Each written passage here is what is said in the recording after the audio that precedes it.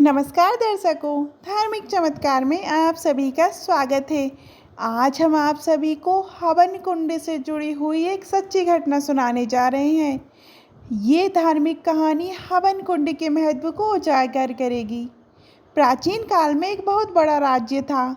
उस राज्य में धन की निरंतर कमी बनी रहती थी। राज्य में कोई श्रेष्ठ राजा तो नहीं था। हाँ, छोटे मोटे जमींदार अपने अपने स्तर पर राज किया करते थे। राज्य के अंदर आने वाले सभी गांवों की व्यवस्था निरंतर बदतर होती जा रही थी।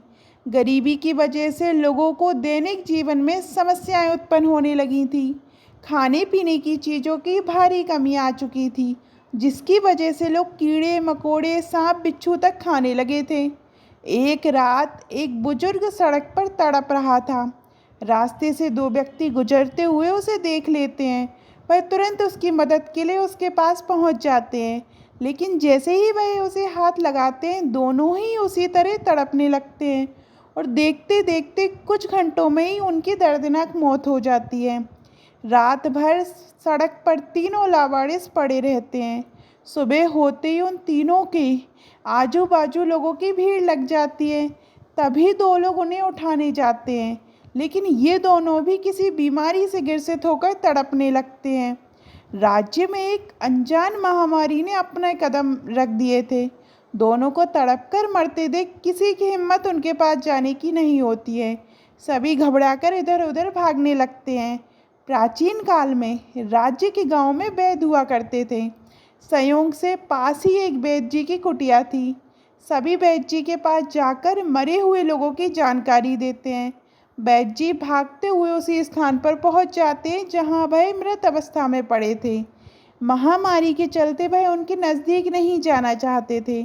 तीनों का शरीर काला पड़ चुका था, जिससे वैद्य जी को आभास हो रहा था ये कोई जहरीली वायु का प्रभाव है और हो ना हो ये वातावरण प्रदूषित हो रहा है।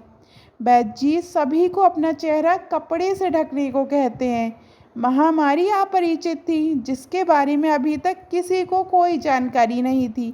वैद्य जी शास्त्रों की मदद से इस महामारी के उपचार का पता लगाने की कोशिश करते हैं।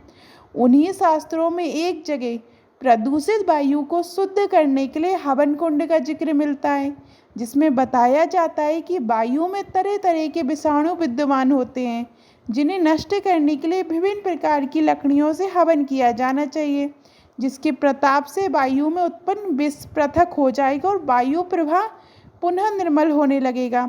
धीरे धीरे करके गांवों से इसी तरह इंसानों और जीव जंतुओं की मृत्यु की खबर आने लगी। आम लोगों में खलबली मच चुकी थी।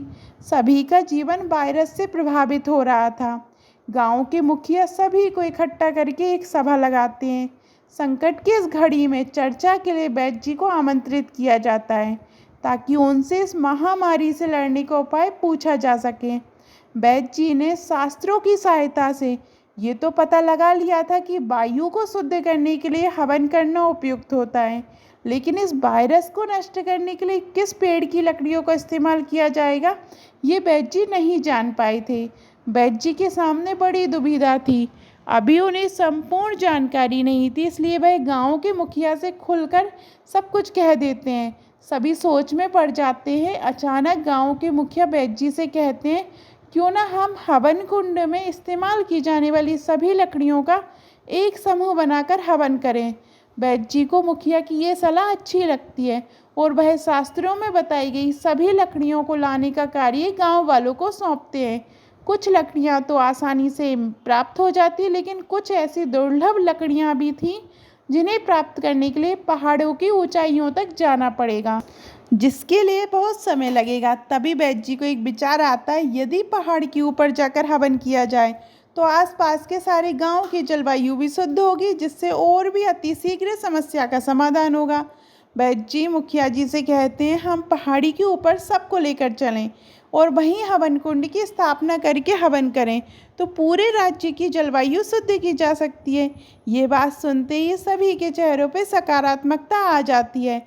मुखिया तुरंत सभी से अपनी बैलगाड़ी तैयार करने को कहते हैं, ताकि बच्चों और बुजुर्गों को भी पहाड़ के ऊपर ले जाया जा सके। जैसे ही ये खबर फैलती है, आसपास के कई गांवों के लोग बैलगाड़ियों की लंबी कतारें लगाकर पहाड़ के रास्ते चल देते हैं।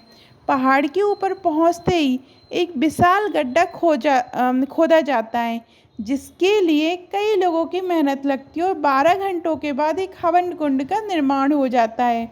गांव की आधी आबादी पहाड़ के ऊपर आ चुकी थी। सभी हवन कुंड की सामग्री इकट्ठा करने लगे थे, लेकिन लकड़ियां हवन कुंड में रखना एक चुनौतीपूर्ण कार्य था। लेकिन हवन कुंड इतना विशाल था कि 5 हाथी भी समा जाए।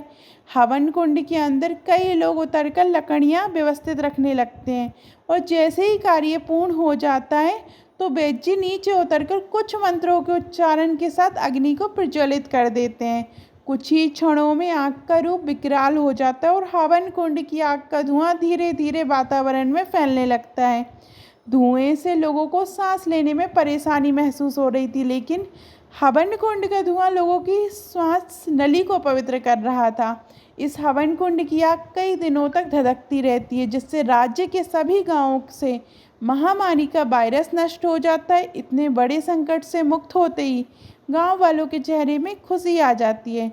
लोगों की सर से मौत का खौफ खत्म हो जाता है। आज भी कई धार्मिक इतिहासों में आधुनिक बीमारियों से लड़ने की विधियां लिखी हुई हैं, सिर्फ सही समय पर उनका उपयोग सीखना बाकी है। हवन कुंड के प्रताप से सभी को नया जीवन प्राप्त होता है, और इससे उनकी आर्थिक स्थिति में भी सुधार होता है। जीव जंतु और मनुष्य सभी खुलकर हवा में सांस ले पा रहे थे। इस घटना के बाद घर घर में हवन कुंड की स्थापना की गई, और आज भी घरों में रोजाना ये प्रथा चली आ रही है।